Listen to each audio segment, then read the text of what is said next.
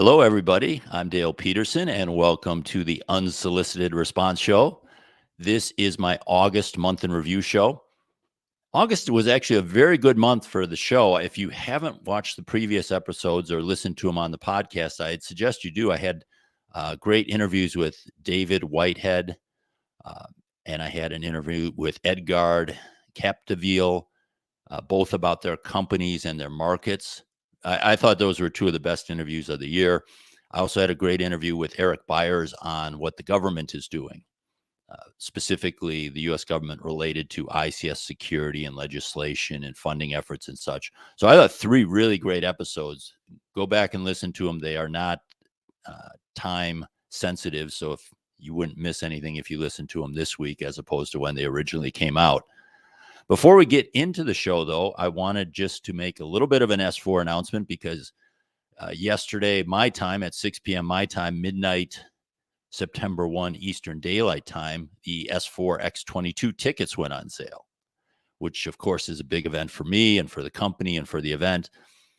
The way we work this is the best price for the tickets. Oh, wow, the sunrise is coming. I have to move my camera a little bit. Hold on. The sun was getting into the camera, but the best price for the tickets is $14.95, and that is for the first 36 hours. So we do that so that people around the world all have a chance to get the best price. We wouldn't want to make it fair just for certain parts of the U.S. So everyone has a full day of waking hours to buy tickets if they choose to. So we're 12 hours into it. We sold, let me look at the number. We sold 96 tickets. So the tickets 1 through 100 price are clearly going to be gone after those 36 hours, maybe even the 101 to 200 price. If you want a ticket at this best price, you should go to the link that you see on the screen. I'll read it for those of you on the podcast, universe.com/S4X22. Or if you go to x4events.com, there's a link to buy tickets. Just a little bit about the event. We're really excited about it because the theme this year is no limits. One of the reasons we chose that theme is I think that's the right way for our minds to be thinking. But also at the last time we held it in S420, stage 2 was limited to about 200 people. So we had to limit the tickets. We didn't like that. So we've actually created a second venue right next to the main venue where we have a 600-seat stage for stage 2. The auditorium can seat 600. And that's just going to be amazing now. So we don't have to limit the tickets. All tickets give you access to all 3 stages whenever you want. And then we've introduced a stage 3.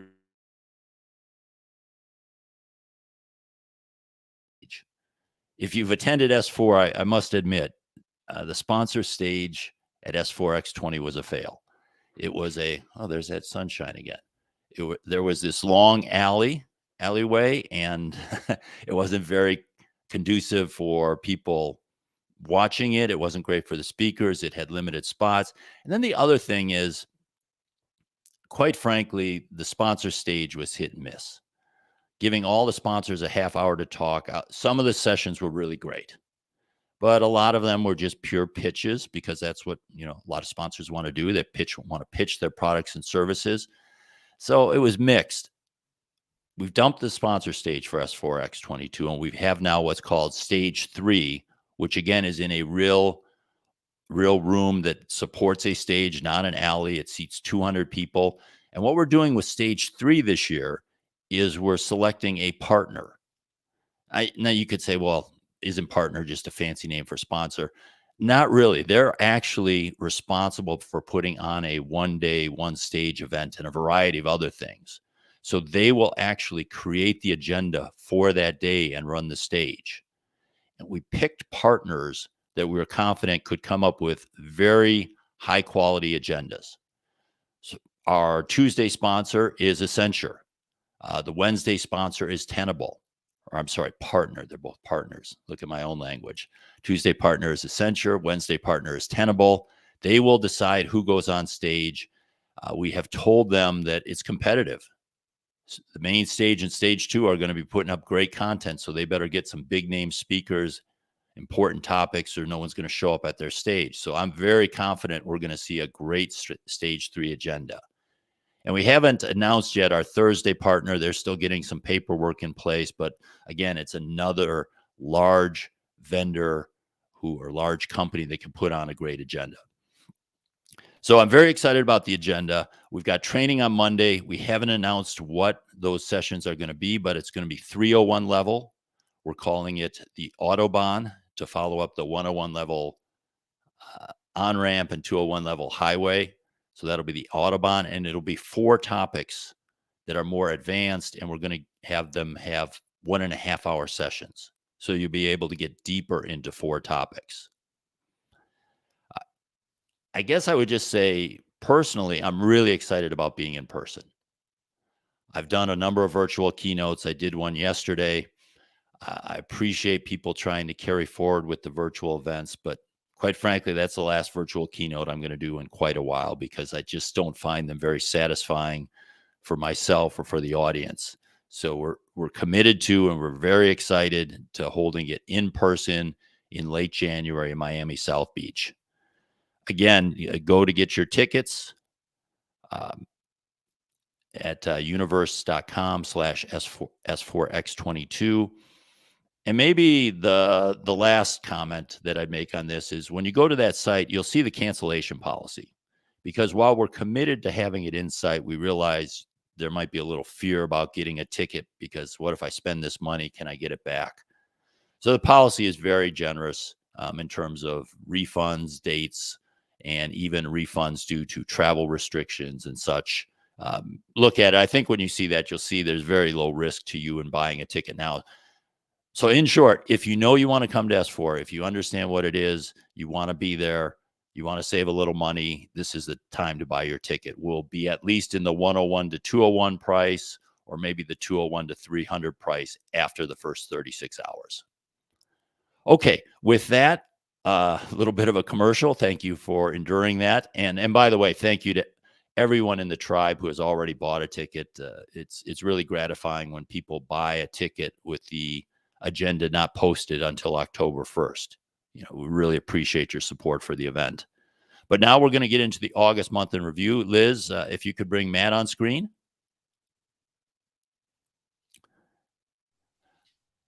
Hello, Matt. How are you doing? Oh, I'm good. How are you? I'm good. It's always Matt was having a little technical difficulties before we were coming on board here, but you did the classic. You rebooted, right? When all else fails, it seemed to work just in the nick of time this time. Yeah. No, that's great. So Matt Wyckhouse is the founder and CEO of Finite State. He's going to help me go through the August month in review in ICS security. We're going to talk about the top 3 stories and then do wins, fails, and predictions going forward. And I brought Matt on the podcast because of the first topic. So you ready to dive in, Matt? Yeah, happy to. Okay. And for everyone out there, we can actually see your comments. So if you're online and you want to put in a question or comment, or as we get to the end, if you want to give us your win, fail, and prediction, you can put them there in the comments at LinkedIn Live or YouTube Live, and we will see them. Producer Liz will put some of them up on the stage. We'll interact with some of your questions and comments as we go through this. But topic number 1 is the Blackberry QNX vulnerabilities.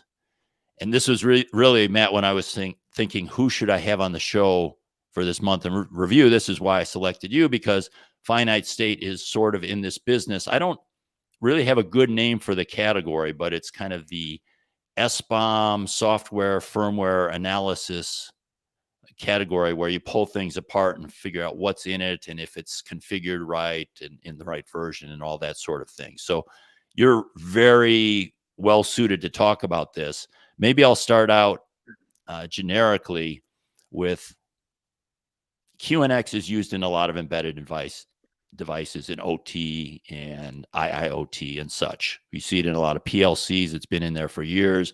So it's not a newcomer. It's been in there for decades, actually.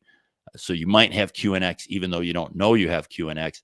Matt, when you looked at these vulnerabilities as they came out and CISA's guidance and the media, what was your reaction to it? If I put it out broadly.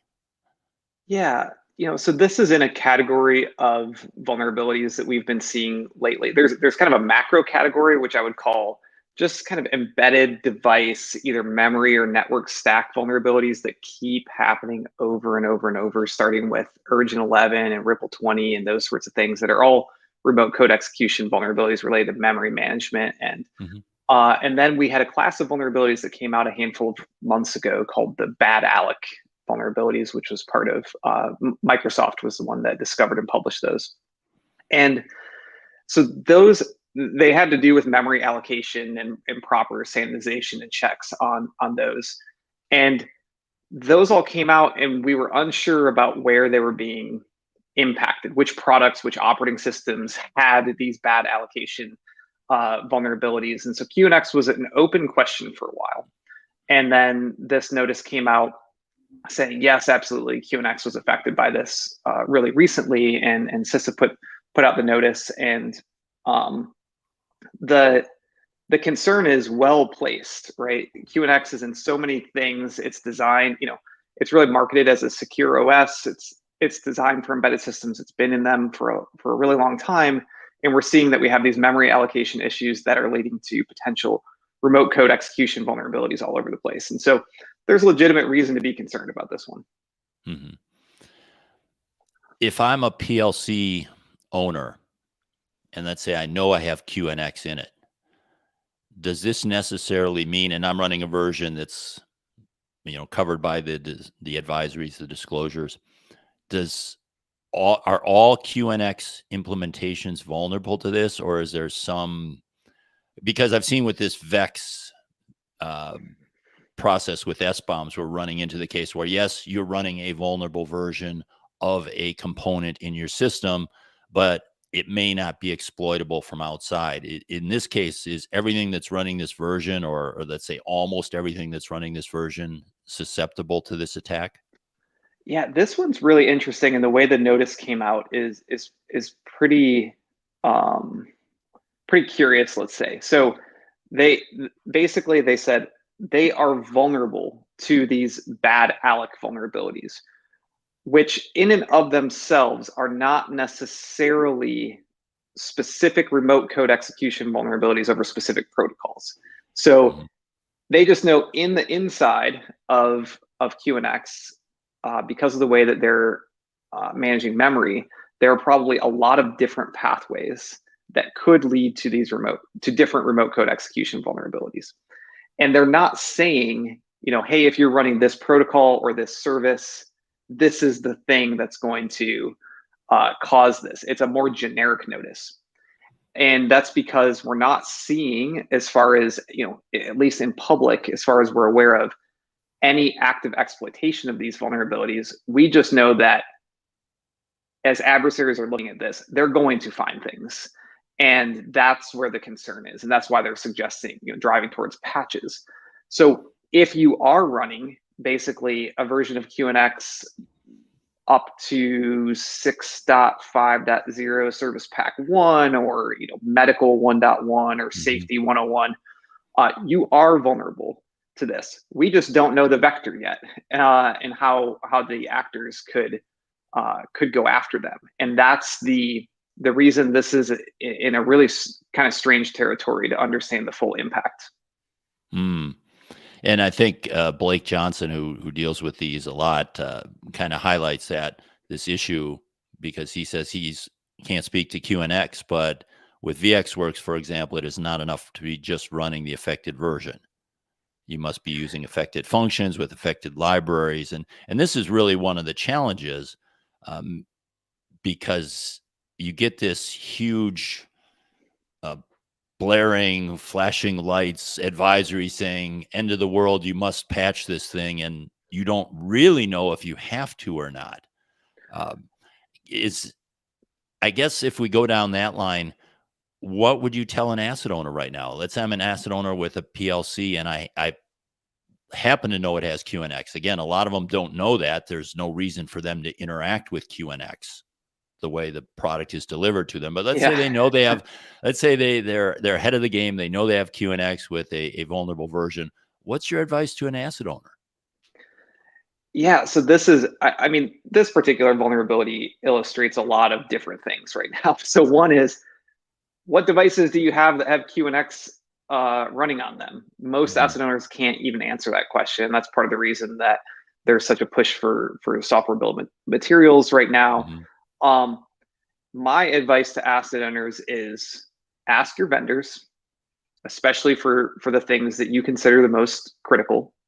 If you have a, a question as to whether QNX is in your products or a concern that that product in particular might be vulnerable, go to the product security teams at your vendors, uh, go to your points of contact and ask them that question and see what they tell you. They should be able to at least tell you if QNX is there and what version and what their strategy is for mitigating that risk. But the problem, and to Blake's question earlier or comment earlier about the mhm. exploitability of this is a core memory management issue in the operating system. So it's not like they're saying, hey, there is a particular vulnerability in the way they implemented SSL in QNX, and thus if you use SSL, you're going to be vulnerable to this. It's Okay. not that simple. It's much more in the core, and there's many different pathways that can get to this particular flaw. And so that's why even things like Vex right now wouldn't necessarily give us a ton of insight into this vulnerability at the moment. I think as everyone digs a little bit deeper into it, we'll start to understand it better. And in the meantime, this is another example of a supply chain issue that goes back multiple layers. So the asset owners are not necessarily going to be able to do much other than depend upon their vendors who are likely working with Blackberry and the QNX team to patch their equipment, which then gets back to the asset owners as soon as those patches are available. The only guidance that's come out on this advisory, other than patching, is disable non-critical services, but they don't even say which ones are particularly vulnerable. Yeah. Maybe I'll ask you a direct commercial question, so feel free to get commercial here. But there's a number of companies. It's an area that I'm going to start covering hopefully in September. I first have to find a name for it, but there's yourself, Finite State, Adolis, Fortress Information Security, Cybellum, NetRigs, Cybeats, a variety of companies that are targeting looking at OT products and IoT products, coming up with SBOMs, and then going further in saying whether certain systems are vulnerable enough. And I know I had you on an earlier episode of the show, and you talked about how you can, in many cases, actually pull apart the software and figure out whether it could be exploited or not. But then you just gave that a SSL example. Is this one of those ones where even companies like yourself in this product category would have difficulty definitively telling whether something was vulnerable or exploitable? Let me say it that way. The OS would be vulnerable, but would it be exploitable outside the device? Yeah. So to your first comment, might I suggest we talk about this in terms of product security vendors as a category, because Okay. that's our favorite. That's the terminology we love, and I think you can look at it through the whole product life cycle from I design all will the way I to will consider that as a implementation. term. I'm still workshopping my terminology for the All market. right, But all right. Let me know. We'll hone in on something. okay. Um, to your question, the reason that this notice is so funky right now is because detection of the vulnerability is a lot easier than detection Mhm. of the exploitability. In this case, our software could detect the vulnerability in the allocation, because we can track things like whether something's allocated, whether they're checking bounds, and all of that in the binaries and in the code itself. To know, is there a pathway to get from an open service to trigger that vulnerability in a way that would allow for remote code execution, is actually just a harder computer science problem to solve. It requires a massive amount of computation each time you try to do that. And so what we see is there's usually a blend of human enabled researchers who are finding this stuff and computers that are assisting them. And that's a lot of what we've seen in like the more recent DEF CON capture the Mm, flag competitions, where you have um, those automated analysis systems that do tend to have some, we have humans that are working collaboratively with them to find these vulnerabilities that are exploitable. And so that's why, to answer your question, vulnerability detection is much easier than exploitability analysis in those cases. And I think that's where we are with this vulnerability right now, honestly. Okay. Well, two things caught my mind on this. I wanted to at least talk about those and give you a chance to comment on that and any other thoughts you had on this, because I think this is an important issue here. The one was, I was really unhappy with the CISA bulletin, the advisory, saying that asset owners need to patch this now, that this is high priority, because for many reasons. One is they really can't do it. They have to talk to their vendor. They can't just say, "Oh, I'm going to patch QNX." They'd have to rebuild their system. They just don't have that capability to do it. And expecting them to do this ASAP, well, ASAP might be a year. I mean, it was very impractical advice, which was one of my problems I had with it.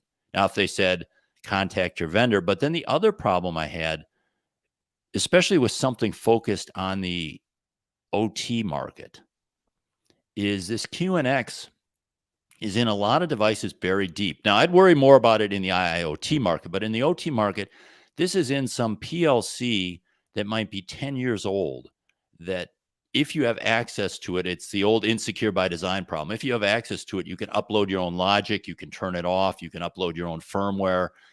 The fact that someone may be able to exploit this hasn't really affected the risk of this very much. I mean, of course, some, but just a tiny amount. And if I looked at my ICS patch, it would score very low in the decision tree in terms of accessibility and then security posture.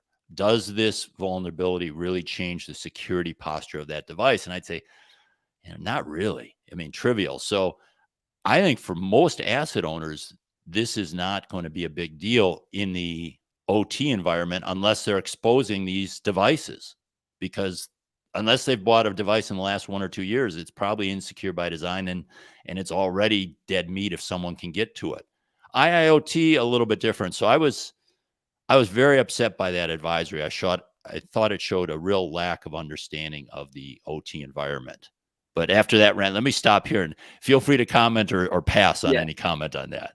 No, I think it's a really fair point. And I did anticipate we were going to talk about this a little bit, because the insecure design versus the insecure by accident sort of discussion is really interesting. And in particular, it gets interesting when you have something that's insecure by design and by accident. And that's what we're talking about with a lot of industrial control systems. So there are two specific reasons why I think it changes the risk profile. Okay. One is if you have a widespread vulnerability, let's say it's this bad Alec vulnerability, or you have any of these other kind of network stack vulnerabilities that have been really common lately. What you want to avoid is the potential for incidental exposure, because there are threat actors out there that are doing broad kind of shotgun approaches.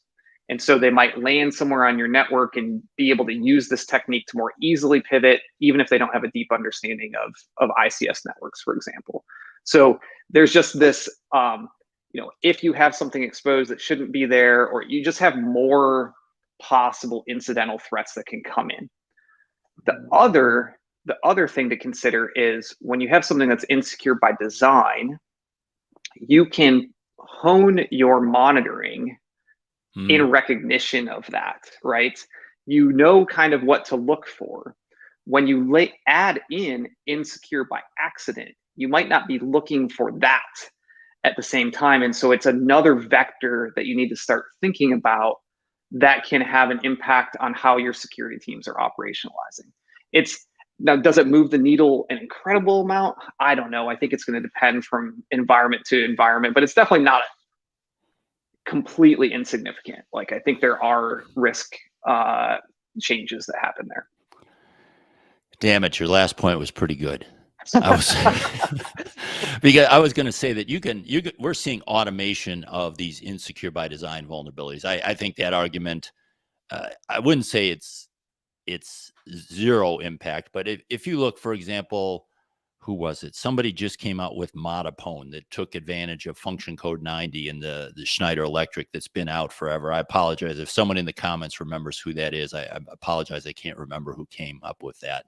But that was function code 90. People have known that could affect Modicon devices real easily. And now someone automated that. Same with, you could automate the uploading of unauthenticated firmware. So that's all there. But you're right. It's a little easier for me to write a signature to say, look at function code 90 and look for these things, because we did that back in 2006 and 7. It's very easy to do. Right. So if it's harder to write things to look for these QNX attacks, although I would imagine the community will eventually come up with signatures looking for that, but that does expose it some. Yeah. The other area I wanted to hit quickly before we move on to the other two topics is BlackBerry's response.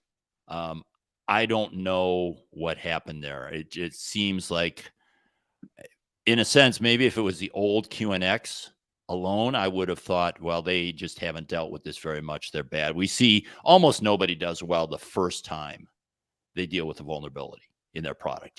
They go through the whole cycle of feeling, of denying it, of fighting back, all the sort of things we've talked about in disclosure.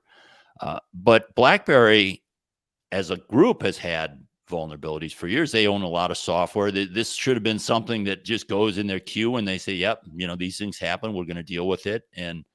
But do you have any insight? Have you talked to anyone or have any insight why they dealt with this so badly? Do you think they really believed it didn't affect them?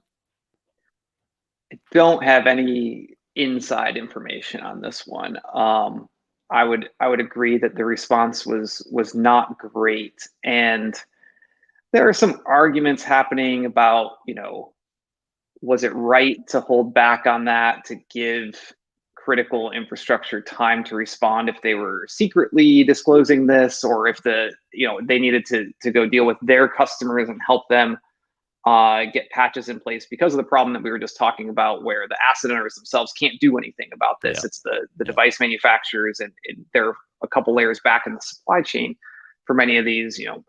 There's a debate about whether it makes sense to hold this back or not. In general, I think that being more transparent and upfront gives everyone more time to work on defending.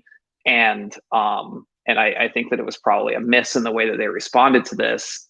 It is possible they didn't realize that they had this issue, but I mean, like I was saying earlier in the show, the bad Alec vulnerabilities are they're nuanced, but they can be detected in a pretty straightforward way. And when that came out, I would expect that their security team probably dug into that pretty quickly, and they should have seen it. And it's funny, the reporting of it sounded like there was some contention that CISA, ICS CERT said, hey, you're vulnerable to this. And they said, no, we're not. And they went back and forth. And eventually CISA said, well, you are, and we're putting it out. So be it. By the way, Ronnie, thank you. The company that found or created Modapone was Armis. And maybe, thank you, Liz. I was just going to put that up. There's a link to it if you want more information on that. With that, why don't we move on to our second story? So this is the Cyberspace Solarium Commission put out their annual report, which was interesting because it's about a year after the initial set of 82 recommendations came out, and they did some reporting on what progress has been made. And let me put up their chart. I thought this was interesting. So if you look at this chart, they're saying that 22% of their 82 recommendations have been implemented. Another 13% are near implementation. So they're saying 35% are happening. And then another 44% are on track. So that means that in their view, 79% of their 82 recommendations are actually going to happen, which is really amazing. I think, to me, it really shows their influence on both the Biden administration and Congress, that they had their ears going into it. There's probably some coordination. Hey, the people on this commission are going to be the people we're going to rely on when we actually get into office. So both the Biden administration and Congress are there going lockstep with what the Solarium Commission recommended. But Matt, if we take their analysis on face value, if we say those numbers are really there, and feel free to argue with that, what do you think has really been accomplished from a risk reduction standpoint in general in terms of OT? And you can even broaden it, because I think they're also looking at financial and they're looking at everything. But Solarium has said we've made all this progress. What has been the result of that progress in your mind? Well, I think, the broad point here is, for a government entity, the seeming success here and speed is quite remarkable. Um, and I really appreciate it as someone in the space, and as a U.S. taxpayer, that there's an actual bipartisan approach to cybersecurity that's working here, which is really impressive right now. We don't see that in a lot of other issues, but everyone actually does care quite a bit about cybersecurity, especially critical infrastructure security, and so overall, this is a pretty big win. I think I tend to agree with what they're saying in terms of what's been successful so far. I think CISA has been elevated and had significant increases in budget in a way that's pretty significant over the last year, and they have a new director in this administration that's doing a great job so far. She hasn't been in the role for very long, but it looks like they're maturing as an organization, and that's really important that we have that organization fleshed out and investing in the right areas. And so I think that's been a good win. I think putting Chris Inglis in the National Cyber Director role is let's see how that progresses. I think they picked a great person for that job, and Chris is of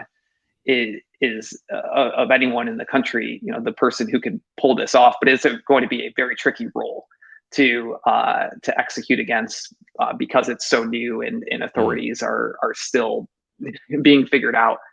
But it's good. It's a step in the right direction. I think there are other things that are very related to this that we're seeing come out in some of the executive orders out of the White House too, that are actually making an impact. Yeah, I'd be remiss if I didn't talk about the supply chain security implications from the May cybersecurity EO out of the Biden administration. It's the most sweeping regulation of software security that's ever happened. And that happened in this time period too. So there's a lot of really good stuff going on. It's moving quickly. Yeah. So overall, I think a pretty big win. That's fair. Going back just to the Solarium Commission report and their 82 recommendations, I dug into the report a little bit. They color code it with 5 different areas that we showed in that chart. And when you look at the recommendations, most of them are setting up a government infrastructure to deal with this problem and coming up with funding for it. So you mentioned a new national cyber director, a more funding and power for CISA, joint cyber planning office. So over and over these things, we're going to create this in various sector agencies. So it's an activity and structure level. And I would say that when I looked at, Liz, can you put that chart back up? When I looked at the chart, we had the first 2 categories, the 35% for implemented and nearing implementation.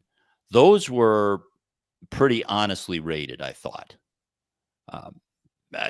Some of them, the implemented, were very honestly rated. The nearing implementation were. The on track, I would say at least half of them were kind of suspect. One of the ones that I've been watching closely was this. They had strengthened norms of responsible state behavior in cyberspace, and they had that as listed on track. I don't really know about that. I don't really see that we've made a lot of progress in establishing international cyber norms. Maybe strengthen if it was super, if it was at 1% and it got to 2%, I guess, strictly speaking, that would be strengthened, and maybe they're there to actually strengthen it a little bit. So I thought they were a little generous there. But my overall view of this, of these 82 recommendations, I thought, well, let me put my optimist hat on and my pessimist hat on. And my optimist hat said, we're going to need the right organizational structure with the right people in the right seats to make progress in this area from a government standpoint. So the optimist says, we've made great progress following the Solarium recommendations to put the right people in the right seats and create the right structure. So, and now we're ready to go and actually drive change. We weren't in a position before where we could drive change. Now we are, because we have the right people in the right structure. The pessimist side of me says we're rearranging the deck chairs on the Titanic. You know, we've moved a lot of people around, created new roles, created new departments, new funding efforts, but we're not actually moving the needle. Where do you fall in that spectrum between optimist and pessimist? Or you can create a third category if you don't like either of mine. Yeah, realist in between. You know, I guess as someone who's been building and running a company, you know, I kind of look at it the same way, which is get the best people in the right positions and give them the right authorities and budgets to be able to go and do things, and that's the way you execute change. And so it's a necessary first step. The challenge is that, you know, with when you're talking about the U.S. government, politics layer into all of that, and there's a question of how long all of these people are going to be in these positions and how much continuity we're going to have. I would say the thing that's refreshing about the Solarium Commission is that it's transitioned from one administration to the next, and it's continuing forward in a way that would I view very optimistically. The fact that continued on is really good. But there's a lot of work to be done here. And in particular, I think when it comes to those authorities and specific missions for those people that have those budgets, that's where the real change is going to happen. And we have some things to work out, kind of like I was saying with the National Cyber Director, with CISA versus DOE in some areas. So there's plenty of work to be done, but it is good progress. Progress, I would say, it's probably faster than the normal speed of government, but you know, we have to look at within the lens of how fast can government really move, and I'd say it's ahead of the curve of what I would expect. Yeah, I think I would probably fall again in the middle. No one's not a blind optimist, but if we were going to make progress, I do think some of these structural changes were necessary. So now we're in a position to make progress, and now I don't think we should celebrate too much that we've gotten here, because again, right here it was almost like training to run the race. So congratulations, we're all trained up now. Now, how do we actually run the race? Do we finish the race? That sort of thing. And I would really hope that we start to get some metrics out of the government. And it could be like in your area, in the SBOM area or something like that. You know, what percentage of products that support critical infrastructure can provide an SBOM are providing an SBOM to their clients, you know, so things like that. So I'm really hoping we see some metrics like that. A lot of these early metrics are more activity based than actual results based. So we'll have to see what happens. Any last comment on that? Or are you ready for topic 3? Yeah, no, I would just agree with you. I think where I would probably more pessimistic is, are we actually going to create metrics like that we'll monitor? I think whether the government adopts that level of visibility and transparency on those things, I'm probably a little bit more pessimistic, but I agree that we should. And there are studies that should fold into the budget framework on those topics. We'll just see if they hit the right metrics. I've been asking them that metrics question for at least when I had Marty Edwards on stage the first time S4 went down to South Beach. I have yet to see a useful metric, but hopefully it's coming. Okay, topic 3 is a quick one, and then we'll get to wins, fails, and predictions. And as always, you know, type in your win, fail, and prediction. We'd like to see what you think is going to happen or happened in August, and what's going to happen going forward. But topic 3 was a really simple thing, and Sinclair K, I'm going to not pronounce his last name because I'm going to butcher it. It's something like Colombagy or something like that. But Sinclair K with Honeywell over in Europe ran a poll where he asked people in 4 different areas: chemical plant, refinery, traditional power plant, and wind turbine power generation. He said, which security level, which IEC 62443 security level would this system fall under? And for those of you who aren't familiar with those security levels, they're a little different than you would expect. The security levels are actually based on your threat actor going against you. So, for example, security level 2 is an entity actively searching for the vulnerability, meaning using low resources, generic skills, and low motivation. Whereas 3 is moderate resources, some ICS specific skills, and moderate motivation. Then SL4 is you're facing a nation state. So the way they do it is they say, figure out who your threat is, and then that will tell you which security level, which will then tell you what security controls are required. Interesting thing when he ran this was that 55% of the people selected level 3, security level 3, and another 20% selected security level 4. But you see more than half selecting security level 3. I don't think this was really the way they intended these security levels to be used, but it matches what I've seen in practice, that almost everyone just says 1 and 2 are too low. I mean, why would I bother with 1 and 2? Because I know my threat is level 3, security level 3. And then they say security level 4 is impossible. Nation state. Everyone's telling me I can't stop a nation state. So essentially, most people are defaulting to security level 3.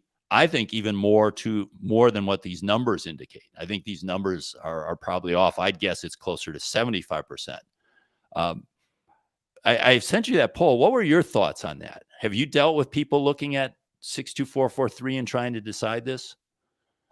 So we, in our day to day, we're working a little bit more on 62443 for 2 kind of component level Okay. stuff. So we have not, but in just my general experience, I completely agree with what you were saying. It's a fairly, when you look at it in retrospect, and the output of this survey, it's fairly obvious. That's the way that I would say, even beyond OT security in general, that's how we design security programs. Let's go after the threat actors who are good, and let's make sure we can defend against those groups, because that's where we should be able to defend against. Once it gets over to nation states, there's nothing we can do. There's human intelligence services that are involved in that too, and so it's effectively hopeless. If they really want to target us, they're going to get in. And then these lower levels, 1 and 2, are, we better be able to defend against those very obvious sorts of things, or else we're not doing our job whatsoever. And so that third area is where everyone's focused. I would agree. I'm surprised it's not higher. I'm surprised it's not 75% or more. And then when you think about it from that standpoint, if I'm on that committee writing those standards or promulgating those standards, we've come up with this very sophisticated way, and we spent a lot of time breaking this down and coming up these granular set of controls. If I'm practically trying to get these used, it's kind of a tough decision. Do they stick to their guns and say, you should create zones and conduits, you should go through this analysis, or should they just flat out and say, most of you are security level 3 in this world, almost no one is security level 1 or 2, and just make it easier for people?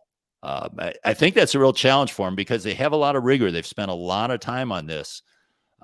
But from a practical standpoint, my advice would be to flat out just, go with it, or at least in the marketing materials. Maybe I don't change the standards, but I might put something like that out there, that security level 3 is where most of you are at. What advice would you give to the committee? I would agree. I think that mapping different threats and different security activities to some of these levels can help solidify how important they are, and how obvious some of these things should be to a security team. So if you're not doing something that you would want to do to implement, to be able to defend against SL1 sorts of actors, then you're definitely missing. I think that can be useful, but I agree that everyone's going to be focused on making sure that they're at that, able to deal with level 3.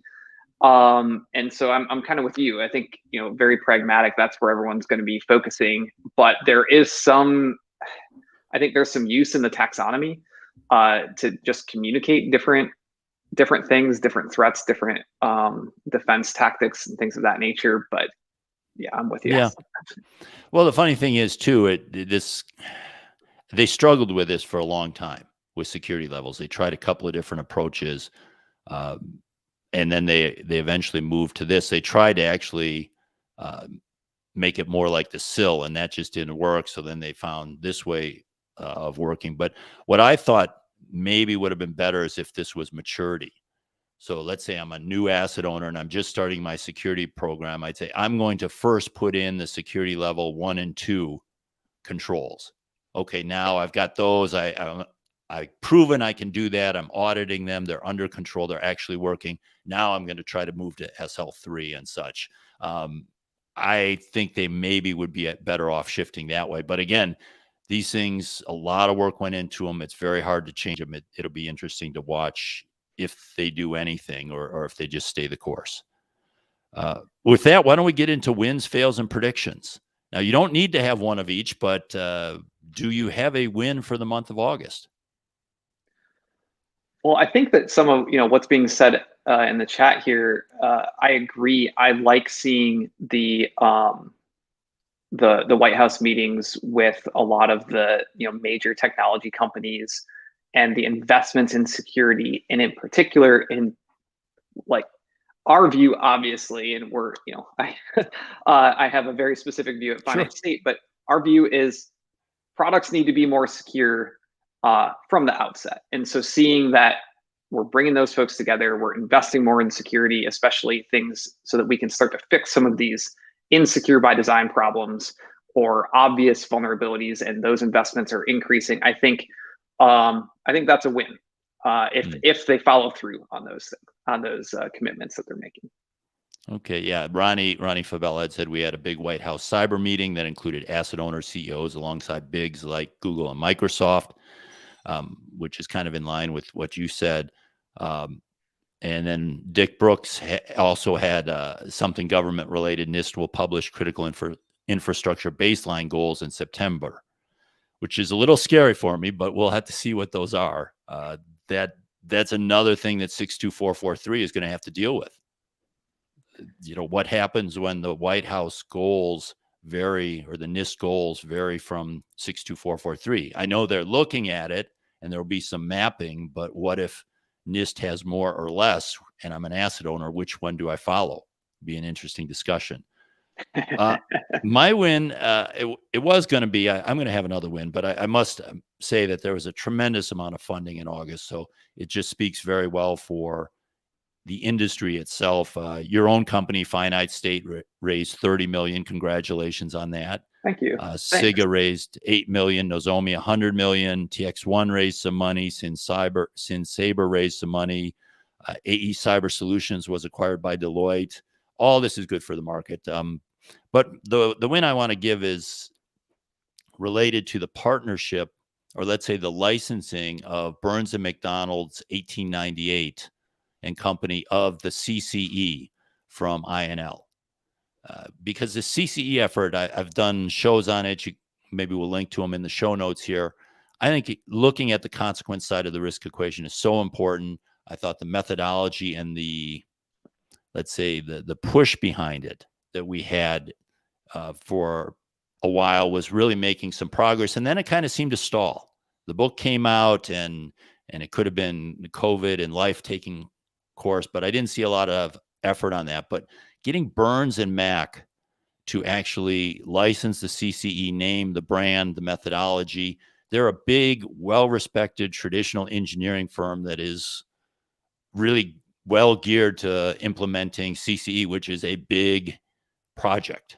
This is not something that you're going to get done in man weeks or man months. But there are some companies and some asset owners that only do these big kind of projects, and they want a big trusted engineering firm to do them with them, especially if you're dealing with operations. So to me, that's a big win for the community, big win for 1898, big win for INL.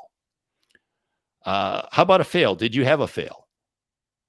I mean, the QNX thing, right? This, in particular, the way the disclosure was handled in many different respects should have been much better between CISA and Blackberry, and as we discussed earlier, like that's the clear one for me.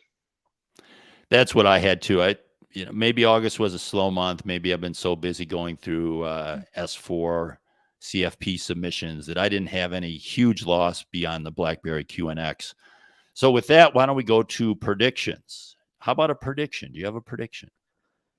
I do. And I think that this is from a place of optimism. But one thing that we're seeing, and we get to see very directly, is investments in product security are going up at rapid pace right now.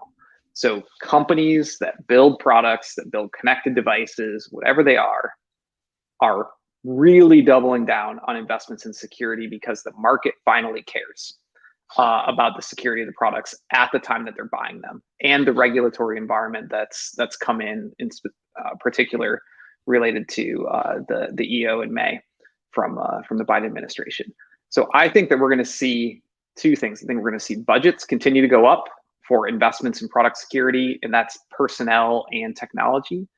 And I also think we're going to see more chief product security officers at companies across the board. We're seeing that trend grow, and we actually have a market study that we'll be releasing here in the next month or so that has some interesting insights in it. You'll have to stay tuned for that one. Okay, just a quick follow-up on that. When you're seeing increase in budgets and spending, is it to produce or to improve the quality of the product they're putting out, like the software quality, kind of like what Microsoft did in the early 2000s with their security push and such? Or is it adding security features to the product? So adding authentication, encryption, sophisticated, security logging and such. Which one are you seeing more of? Seeing more, a little bit more on increasing the security quality of the software that's being built, which is a good thing. That we definitely need that. We are seeing both, though, investments in better authentication, better logging, better monitoring within those products. All of those are happening as well in parallel. But again, in part because of regulation, in part because of reaction to threats and major vulnerabilities, the market is demanding higher quality. Finally, this is something that's happened pretty rapidly over the last year or so. A lot of it is reactionary, but we've hit a tipping point, I think, and companies are investing a lot more in the security of their products from the outset now. Well, I wrote an article, it might have been in August or July, I can't remember when, about easy SBOM wins. And I think one of the things that hopefully an increasing number of asset owners are doing are just saying, hey, show me your SBOM. I may not be prepared to deal with it at all, but if you don't have one, I'm kind of worried. It's sort of like when NERC SIP came along and they had to have a list of their running software, ports, and services. When a company couldn't provide you that, it's like, do you really have control of your product if you can't hand that to me? So I think we are seeing that. And it doesn't take a lot. It doesn't take a majority of your customers asking that. If 20% of your customers are asking that, or even 2 or 3 of your most desired customers or prospects are asking it, you're going to create it, and then it's there for everyone. So yeah, I'd agree with you. That's a nice prediction. Pretty safe one, I think. Although the chief product security officer will be interesting to see if people actually pick up that title. My prediction is also sort of safe, so it can't knock you too much. But because I think we're already seeing it, maybe the back end is we're going to see cyber insurance, especially in this area, take a step back. It was viewed as a positive, that this is something that's going to help us manage risk, and the market had a good feeling about it. And there was a lot of questions. Well, how can we do it without the numbers and such? But it was moving forward, and I think the general feeling of it was positive. But we are seeing now that now that claims are actually being filed, that it's getting a bit of a black eye, and its reputation is taking a step back. I'm not so much worried about them losing money. They're at break even now. They're raising rates substantially, which is also going to make people angry. But I don't think, well, and it was funny. I just got this. I actually pulled this out to read it. I just got my professional liability insurance, which you have to have if you're a consultant in this area. And I just got my new policy, and it actually has specified matter exclusion. And so I'm not covered if the presence of or vulnerability of SolarWinds Orion platform software with any version prior to 2020.2.1 is in there. So that's specifically named out. If I'm running that software on my system, then I'm not covered. And it included the Microsoft Exchange one under CVE 026-855, which just shows you the insurance is struggling. I mean, if they're starting to specifically name out vulnerabilities in this, what about all the other ones? Those were the two in my policy. Any other one that I have that's unpatched is perfectly fine, but those two, then I'm not covered. So I think they're going to struggle to deal with it. It's going to be a big problem. But I guess I think that's almost a given. But my prediction is that this is a blip. This is a step backwards. And my prediction is if we look out 5 years, cyber insurance is going to be a big part of risk management in this area. It's just the growing pains. And I would imagine if you looked historically at all these new product lines, most of them don't have a steady state where they just go from being initiated to being successful right off the bat. So that's my prediction. We're going to have a step back in insurance, but unlike Dmitry Alperovich of CrowdStrike, he thinks, insurance is a failure, cyber insurance failed and won't move forward. I wouldn't go that far. I think it's just a step back, and I think it is going to be an important part. Any comment on that, or any final comments before we go? On the insurance, this is a topic I actually I love, but I'm not going to keep everyone here for that long. But I'm a little more on Dimitri's side with a caveat. I think that insurance is here to stay. It just becomes a question of how they can make it profitable in any way when the probability of an event is 1. Like, it is going to happen. There is going to be a breach. There is going to be some damage. The only way that they can manage that is by scoping down what they're going to pay in those incidents and what qualifies. And like you just put out there, the underwriters are going to be really busy if they're going to underwrite every single vulnerability specifically. So I think we'll see. I think it's going to be here to stay. I think it's going to be almost look like more of a compliance tool than a true risk management tool, because I think it's just so hard to really quantify that risk in a way that it can be underwritten effectively for, especially in the OT space. Yeah, no, that's fair. I mean, it's a prediction. It's not a certainty. So we'll have to see. And I do think sometime in 2021, I'm going to get Aaron or someone else on who can talk a little historically about new insurance product creation cycles, because I do think that the more I learn about it, I realize how little I know, but I'm always amazed at what they've been able to accomplish in other areas. And I believe they will accomplish it here. But with that, why don't we, before we close the show, Matt, if someone wants to follow you or stay in touch with you, what's the best way? Are you a LinkedIn guy, a Twitter guy? Where do you hang out? Both. I'm a little bit more active on LinkedIn than Twitter. Just Matt Wyckhouse on LinkedIn. On Twitter, also easy, at Matt Wyckhouse. You can find me in both of those places, and also check out finitestate.io, where we have a blog, and our whole company talks about these sorts of topics over there.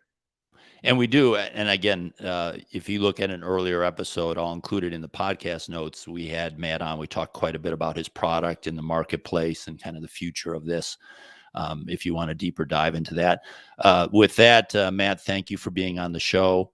And for all you out there, thank you for listening. If you're watching it later and it's not past noon on September 2nd, Eastern Daylight Time, we still have our best price for S4 tickets. So you can get them then. They're not that expensive anytime, but you save a few $100s if you get them at the beginning. And I hope everyone has a great September. Matt, do you find the September to end of the year sprint to be every year? It just seems like, at least in this industry, it's absolutely crazy. After Labor Day, it just kicks into overdrive. Are you expecting that this year, even in COVID times? Definitely. I'm trying to get a couple days off here this weekend, and then it's going to be blitzkrieg on out. So, but I am actually very excited, like you said earlier in the program, to hopefully cap that off in January at S4 in person, because that'll be a really exciting event. Thanks for the plug. It's a great way to start the year. Everyone have a good day. Have a good Labor Day weekend, and stay tuned for more episodes every Wednesday on LinkedIn, YouTube. We put them up on both those, as well as on the podcast feed. Thanks, everyone.